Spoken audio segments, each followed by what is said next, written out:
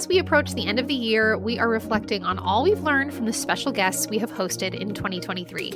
We're sharing our favorite takeaways and life-changing bits of wisdom from casting directors, music directors, and the other industry experts we welcomed into the BVC Studio this year.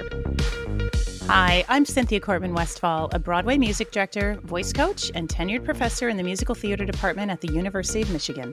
And I'm Chelsea Wilson, a performer turned voice teacher to Broadway stars and vocal coach on Broadway productions like The Phantom of the Opera, School of Rock, and more. Here on the Broadway Vocal Coach podcast, you can expect real talk about the business, practical advice, and constant encouragement. We believe there's space for every artist in this industry. All you need is the right support. So consider us your two-woman hype team. Welcome to the Broadway Vocal Coach podcast, where we help musical theater performers get unstuck and take the next step in their careers. Cynthia, I am excited that we have found ourselves here at the end of the year. I can hardly believe it. And we have welcomed so many incredible special guests into the BVC Studio this year to do masterclasses for our clients inside BVC Studio. And we can't keep all of this juicy information to ourselves. So we are sharing some of our favorite bits of wisdom today. I'm pumped about it. I'm excited. We had so many good people come and do a masterclass this year. It was amazing. Honestly, because we've had so many fantastic guests, it really prompted us to think about how we could increase access to these classes, to these guests, so that more people can be learning, more people can be involved, and so that we can really, open this up to our wider audience. Right now, these special guest masterclasses have just been for BVC Studio members, but that's why we have been brainstorming. And we are launching something very special. We've already shared a little bit about it in previous episodes on the podcast, but we are launching BVC Masterclass, our new subscription service that starts in January, which gets you 3 masterclasses every single month. That's 36 masterclasses a year.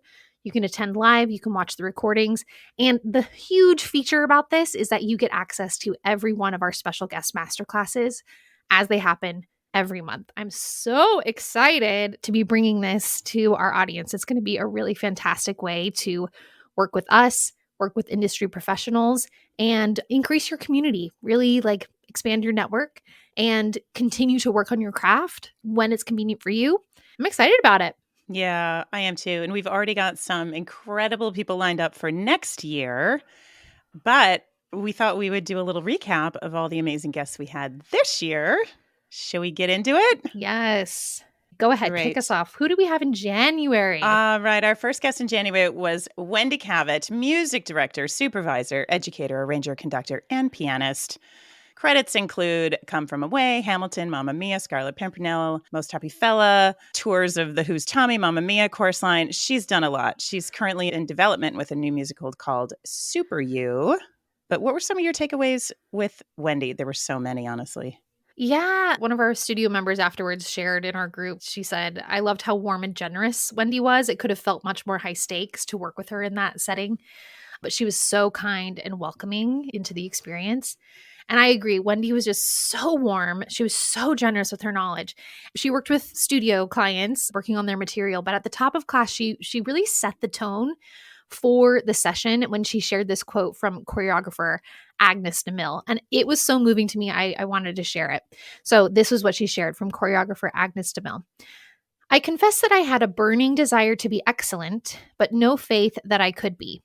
Martha Graham said to me very quietly, there is a vitality, a life force, an energy, a quickening that is translated through you into action. Because there is only one of you in all of time, this expression is unique. And if you block it, it will never exist through any other medium and it will be lost. The world will not have it. It is not your business to determine how good it is, nor how valuable, nor how it compares with other expressions.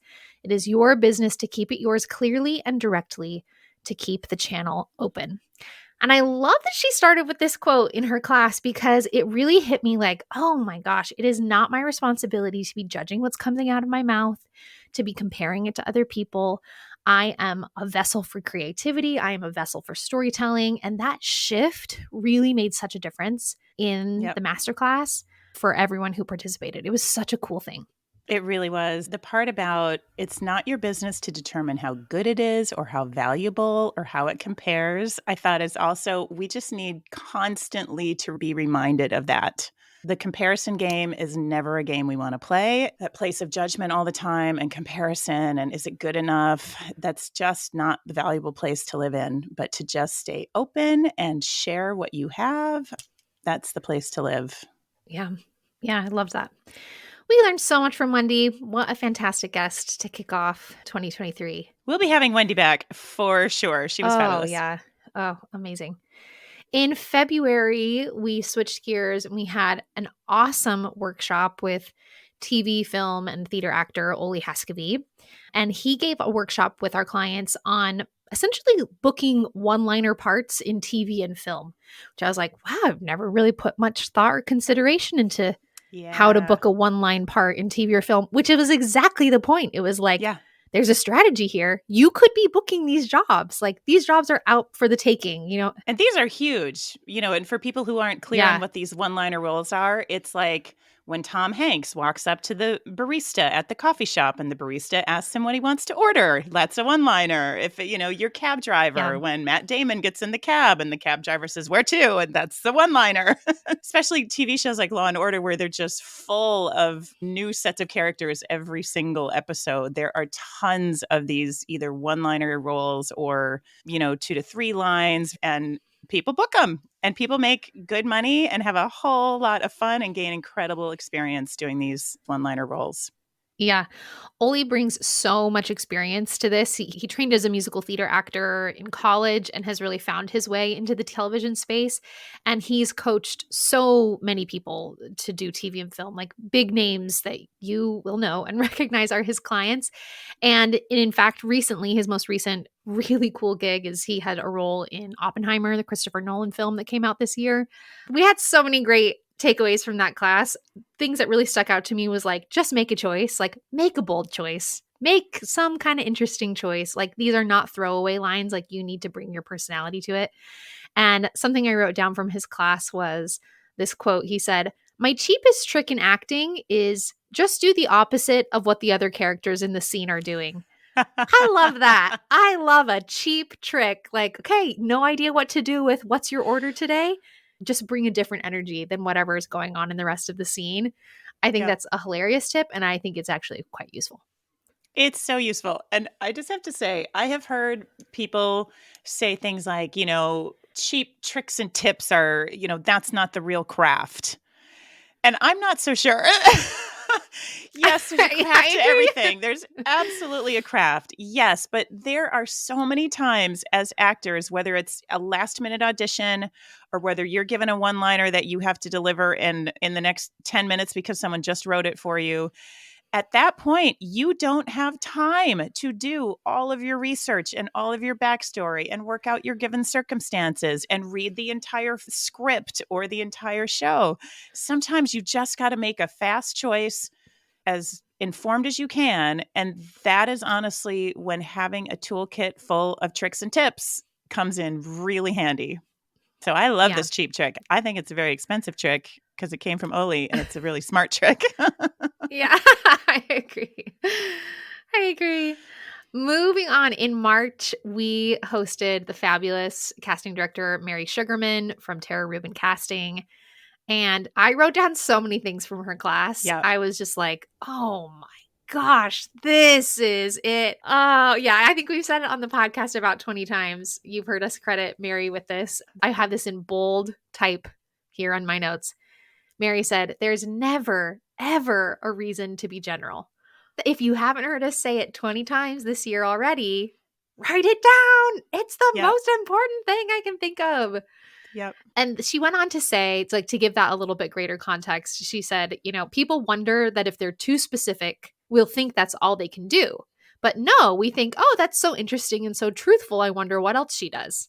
Mm-hmm. Duh. I mean, here's the thing. I think sometimes casting directors can get this rap of like, oh, they're not very creative. You really have to hand it to them on a plate. Wear the green eyeliner if you're going in for Elphaba, blah, blah, blah, whatever, like really suggest it to them.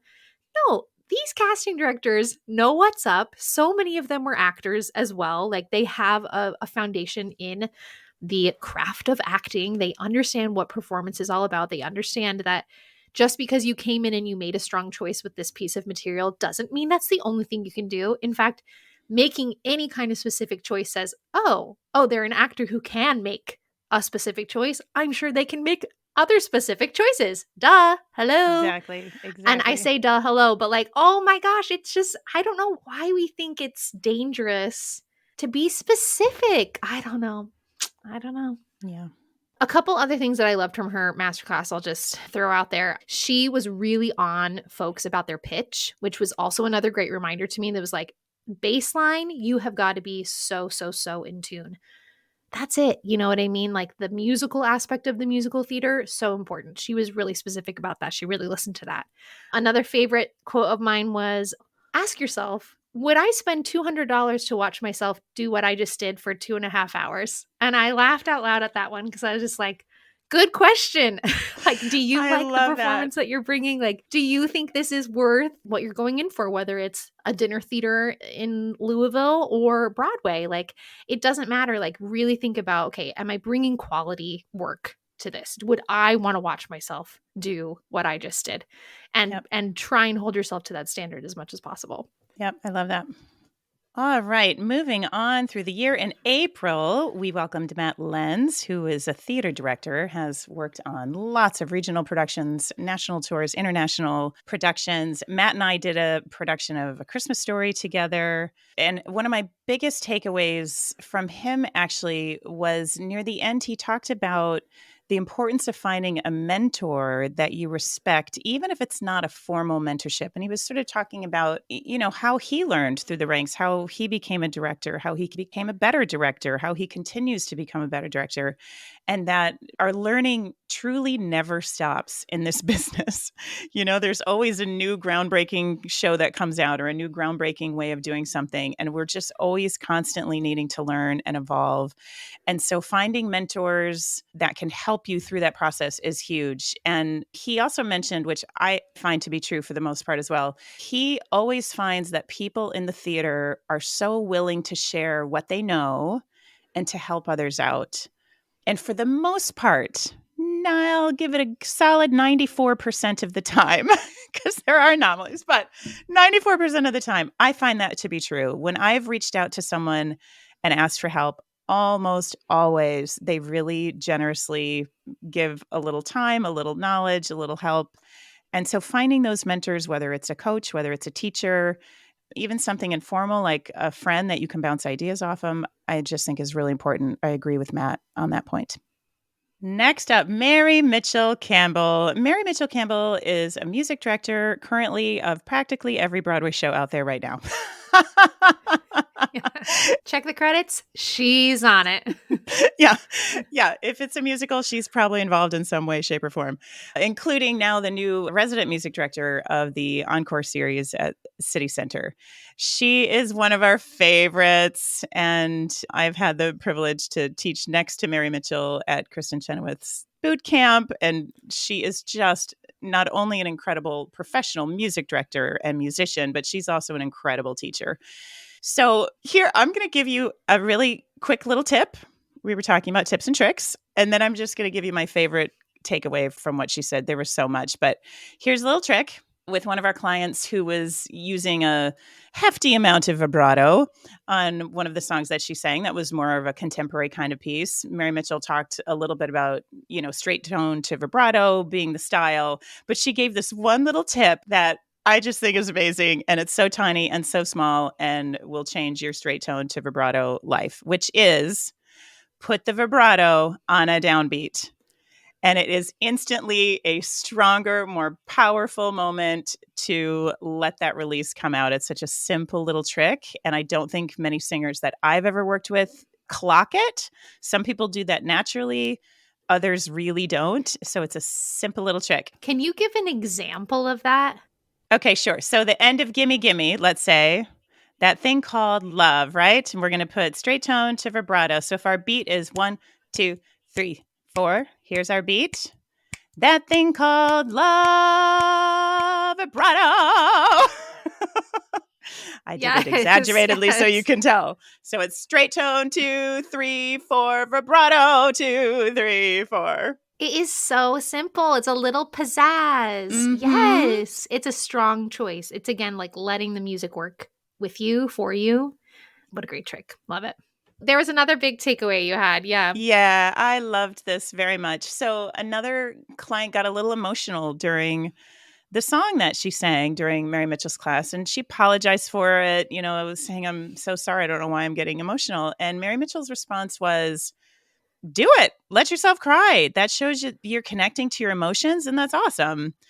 And she went on to say, I mean, do you want to go into an audition or a show and cry? Maybe not, but sometimes the only way out is through. So if you give yourself permission to kind of cry it out while you're working on something, you get to be able to start calibrating how close you get to the edge.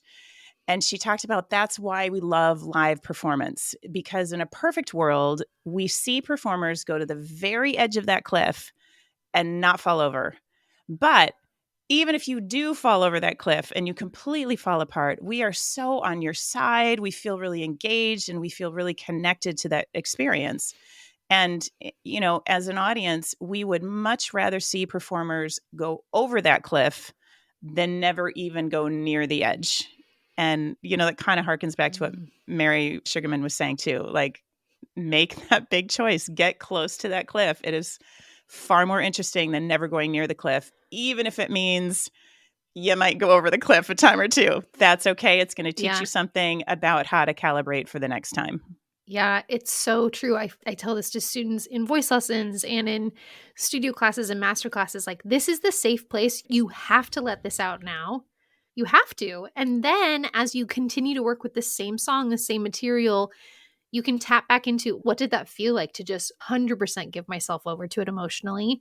And then future times, like it kind of diminishes, right? You're a little bit more in control of, okay, I'm not just going to go full on waterworks in this audition, right? Then it's more of your choice. But if you've never allowed yourself to go there, then it can be really scary for those Yeah. emotions to bubble up and feel like, oh, I'm out of control.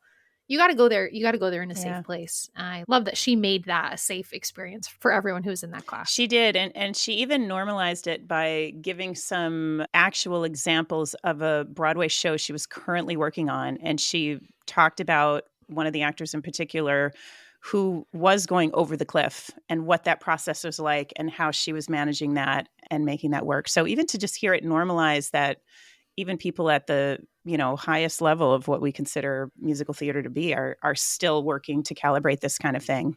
Yeah, I totally agree. In July, we welcomed Brenda Earl Stokes, who is a phenomenal teacher and coach, and she has this amazing program teaching piano to singers. And me and you know a little thing about piano for singers. Well, listen, I know a thing about piano for singers because I'm the Yeah. dunce who needs piano for singers. Cynthia's like piano for piano over here, Hardly. You are the total such a pro. good piano player. No, no, no, no. I'm really not. Yeah. I'm actually the She worst. really I'm actually is. the worst. That's very kind of you. I feel this so acutely with, of course, myself, with my own piano skills as a singer growing up and as, now a voice professional, but with clients of ours too, right? Like so many people are just at the mercy of someone who can plunk out a melody for them or, get a piece of music that they've got to learn in a couple days and they don't read music at all. Like sheet music just looks like hieroglyphics to them. I understand that. That's so common. And I love this workshop with Brenda. She really normalized that feeling too. She said, why are piano skills often hard to come by in the singer community? This is, not an isolated incident. It's really quite common. And she said, first off, because you haven't had the chance yet, likely. Being a singer is its own thing. There is a lot to learn to be a singer. And so if you haven't had the time, energy, or resources to tackle your piano skills until now, that is okay. And I love that she normalized that and said, great, you're here now. You know, this is something that's going to help you in your musical and professional development. Going to save you some like stress and even money if you can plunk out your own melodies, if you can read a rhythm, if you can identify intervals on a piece of sheet music. She basically set out that your basic goals to be able to learn piano as a singer should be to play melodies with ease, to play chords in all major and minor keys. That's huge. That's so huge. And understand some kind of simple self accompaniment strategies so that you can kind of sing along to the idea of what's going on in the accompaniment. You're not like floating alone in your melodic island. That was an analogy that really didn't go anywhere, but we're going to stick with it. We're going to stick with it. I liked it. So I loved this class. I really think that the musicianship aspect of being a singer and being able to support yourself with this additional skill set, being able to play your own melodies, be able to identify what's on the page, so helpful. I loved this class with Brenda. Yep, I agree. She was really great and did a great job of distilling down what do you really need, which is so helpful. Otherwise, it just gets overwhelming so quickly. But there are just a handful of things that if you really focus on these, it's going to get you really far. Yep, she was great. Yep, absolutely. All right, moving on. Yes, moving on to September, we brought in Kevin Chamberlain, multiple Tony Award nominated actor, TV star, lots of films, commercials. You'll know him as Horton from Seussical and Uncle Fester from Addams Family, among many, many others. So Kevin has over 10 million followers on TikTok and close to 1 million followers on Instagram. So we thought he would be great to talk about social media and how to use that as an actor for promotion, self-promotion, how and why, all of the things. And it was great. It was really great. One of the things that kind of never occurred to me that he mentioned quite a lot was to reach out to people. If you hear an interesting singer on TikTok, reach out and say, hey, do you want to do a collab? Would you do a duet with me? You know, like literally what in my day we would have called cold calling someone, picking up the phone and just calling someone. Slide in those DMs. That's right.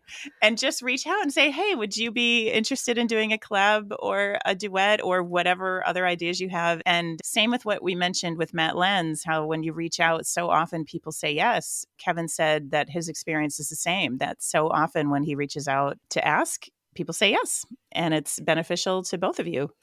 Some other things that really stuck with me were this idea of, we had a number of clients ask, including myself, how do you get over that icky feeling of self-promotion? And how do you deal with the potential of the haters and the yucky comments and things like that? And Kevin was just really simple about it. He said, you're performers. That's what you do. This is simply a different platform for performing. That's all it is. Like, again, it's not that deep. Don't overthink it. Just do what you do. And, it's sometimes tricky to figure out what it is you want to do on social media. But I really love that idea of like, you're a performer. This is simply a different platform. He also talked about finding a buddy to do it with, like have a social media buddy where you can be brainstorming ideas together. He said sometimes it's easier to have your buddy give you a suggestion and for you to give a suggestion to your buddy. That's sometimes easier than you being the one to come up with the idea, or that you can actually do some posts together. And then I love this. You can always delete. If you don't like what you posted, you can always delete it. And when it comes to the haters, same thing. Delete. If you don't want those comments on your post, delete them. Don't interact with the haters. Delete every comment you don't like. It is your page. You get to do what you want. Don't engage. Don't give them a voice. Although he did say, if someone leaves a nasty comment, he said every once in a while, another follower will jump on it so fast and come to the defense. And he said, when that happens, I just let the rest of my followers take care of that hater because they do it for me. But otherwise, just delete, don't engage. And I thought that was all just really helpful advice for everybody who's trying to navigate social media these days. Oh, it's great advice. Yeah, it's not that deep. You're a performer. You can perform. You can perform online. You can even think about it as like stepping into like, okay, this is a bit of my social media persona. That's fun. That can be a safe way to say like, okay, here's how I'm going to step into this. That's not to say it's disingenuous. That's not to say it's not authentic. It's just kind of like a part of you and part of what you want to share about yourself and your skills and your talents and your gifts. I think that's great advice. In October, we welcomed the fabulous Michael Orland, music director, piano coach, arranger, and perhaps most famously did 16 seasons as the Mm-hmm. vocal coach on American Idol on both Fox and ABC. Literally coached my idols, Yeah. Yeah. my Yep. literal American idols. Yep. He had a hand in helping them come up with their arrangements and giving them feedback on what to do. Anyways, so in October, our clients got to work with him, get that same creative treatment from Michael. And it was a great class. Something that stuck out to me from when we interviewed him on the podcast is this concept. He said, don't be the karaoke version of someone else. That feels so powerful to me. It's just Yeah. like, again, what's your artistry? What's your point of view? How are you going to put your spin on it? That's the thing that makes you special. That's the thing that makes this moment in time, this song being sung at this moment in time, different and original and really worthwhile. I loved that concept. Anything else, Cynthia, that you loved from that class? Yeah. The other thing that I love was this is so simple. We've heard it a million times, but just go for it. And he was really talking specifically about auditioning for reality talent shows. Just go for it. Just do it. But, Yeah. it felt like good advice to keep remembering for everything because his whole attitude was, why not? You never know what will Yeah. happen.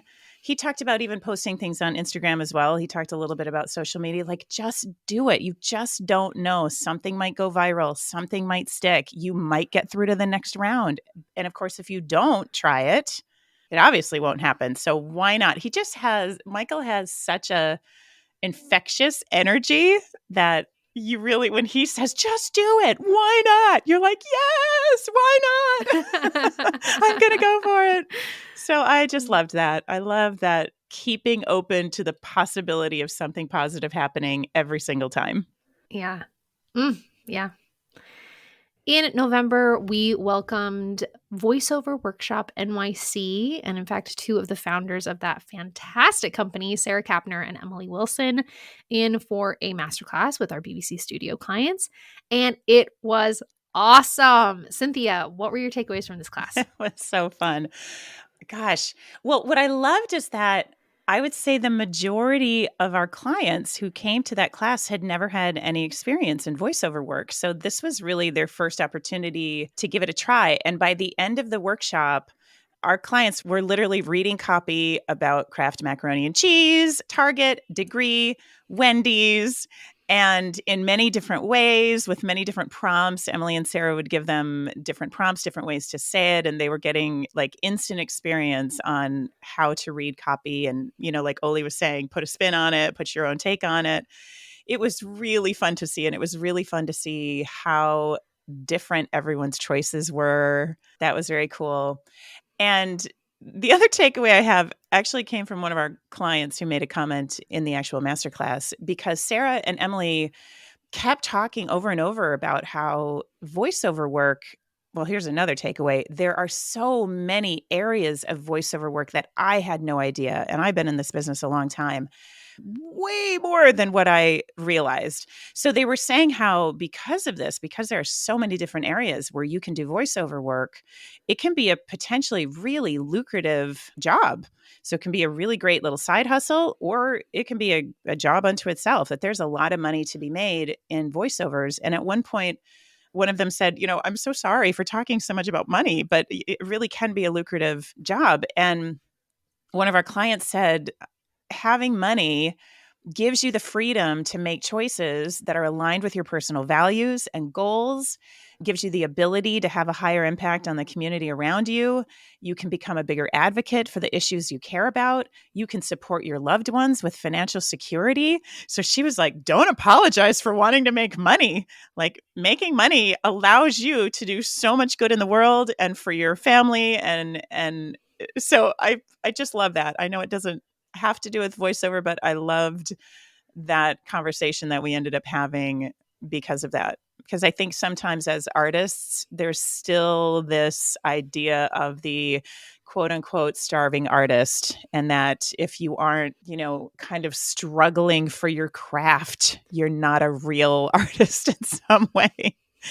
And I'm going to take issue with that and say it is perfectly okay to be maybe singing is your thing and you want to be singing on a stage, and that's great. But there is absolutely no shame in having a side hustle in something else like voiceover work that you're making money at while you continue something else.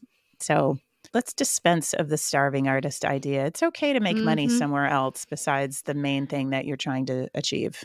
We can leave that behind in 2023. We're That's not going to right. take that energy with us in 2024. That's right. I love that.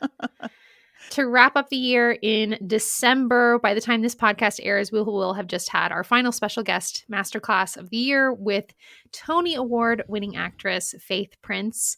We had Faith on the podcast at the very beginning of season 2, so a few episodes back. And it was just chock full. That interview was chock full of incredible advice.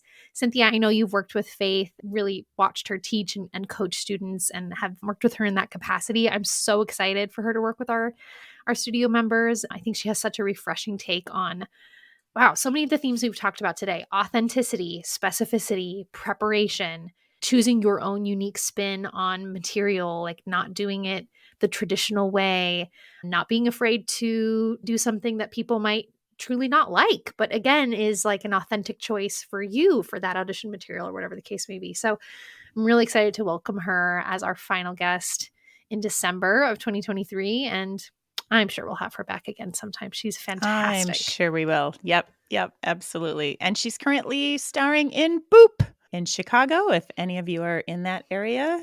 Yeah, she's so great because she's still performing, obviously. And at the same time, she is so ready to pass that baton. And like, she's in that place in life right now where she's like asking people to download the information in her brain.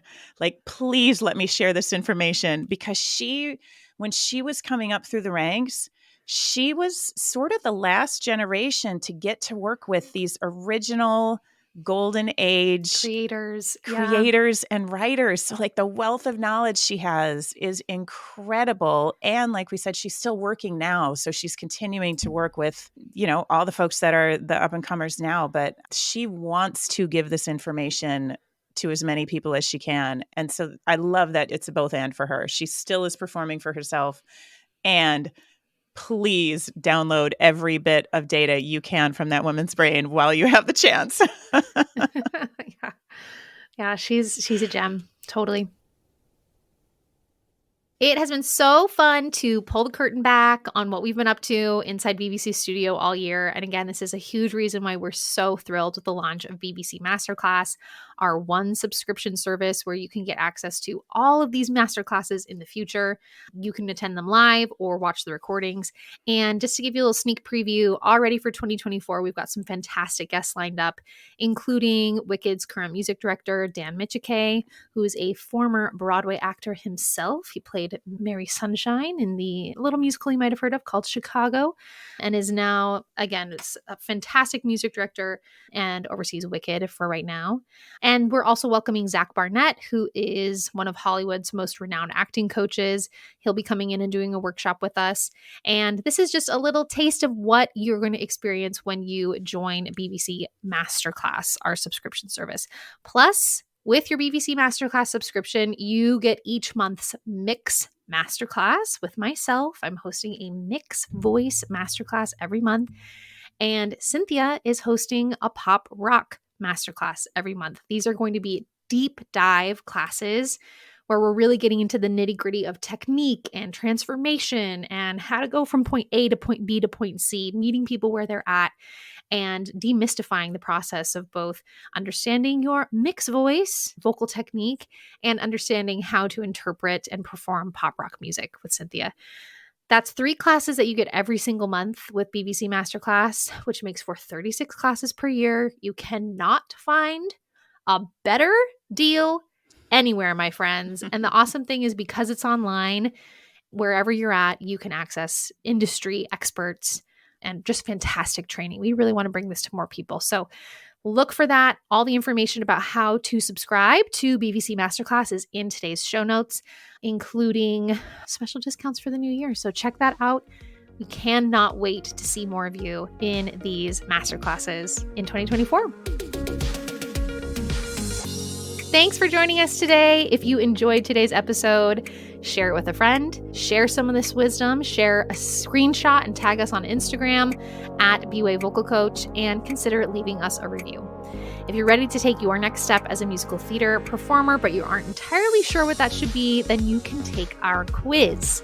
We'll strategize with you to outline a roadmap to your unique goals, and plus from there you can book a free consult and chat with us.